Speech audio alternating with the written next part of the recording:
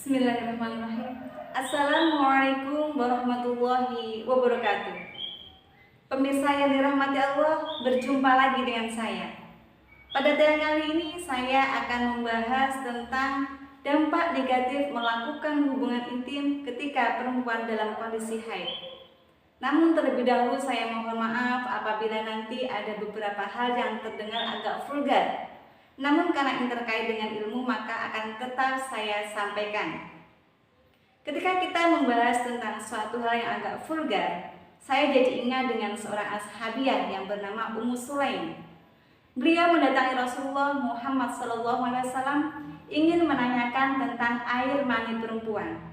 Kemudian beliau berkata, "Ya Rasulullah, saya ini seorang wanita yang sangat pemalu. Namun saya tidak malu. Dan Allah pun tidak akan malu ketika kita bertanya tentang ilmu."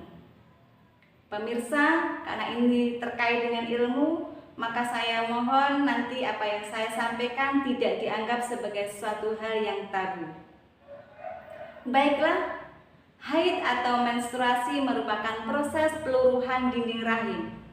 Sel telur akan luruh atau hancur ketika tidak dibuai. Peluruhan tersebut dalam bentuk darah haid yang keluar melalui jalur lahir. Perempuan ketika tidak haid maka mulut rahim akan tertutup. Namun ketika dia haid maka mulut rahim akan terbuka dengan sendirinya.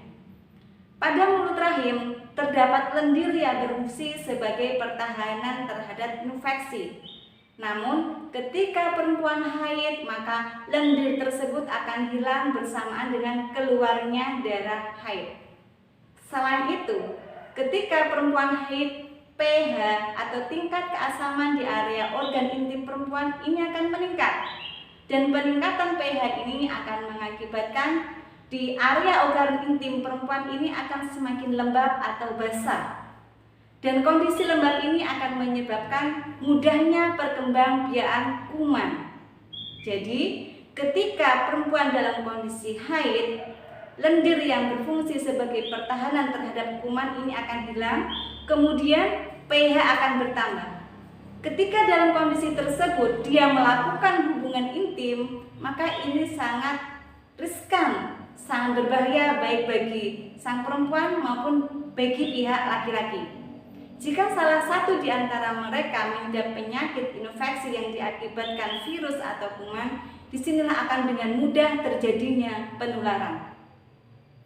Pemirsa, itu adalah satu dampak negatif ketika perempuan haid melakukan hubungan intim. Adapun dampak negatif yang kedua, mungkin pemirsa pernah mendengar istilah kista hidromesis atau yang biasa disebut sebagai kista coklat. Kista coklat ini berisi darah yang terbentuk dari darah menstruasi. Ketika perempuan haid, seharusnya darah menstruasi itu keluar. Namun, ketika dia melakukan hubungan intim, akan ada desakan dari luar, ada dorongan dari luar.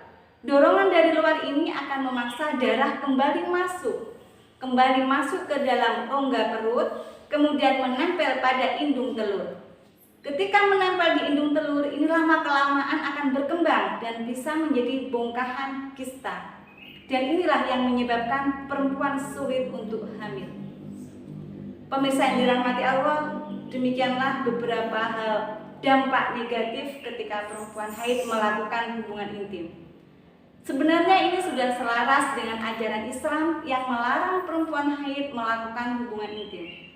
Dan kalau kita lihat dari segi medis, ternyata dampaknya juga semacam itu. Pemirsa yang dirahmati Allah, demikianlah informasi yang saya sampaikan. Mudah-mudahan menambah wawasan kita dan bermanfaat. Apabila ada kurang lebihnya, saya mohon maaf. Akhir kalam, wassalamualaikum warahmatullahi wabarakatuh.